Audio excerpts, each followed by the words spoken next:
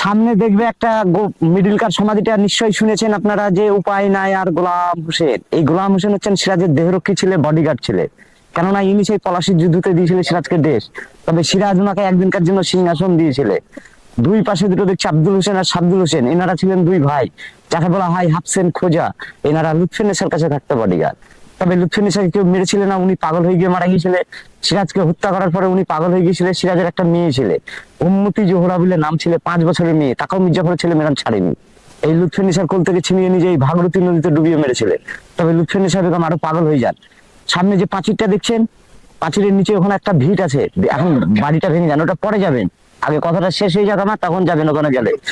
তো ভিটটা রয়েছে, ভিটটা বাড়িটা ভেঙে যান। তো ব্রিটিশরা কি করেছিল, এই লুৎফুন্নেছা বেগমকে পাগল অবস্থায় ছেড়ে দিয়ে গিয়েছিল।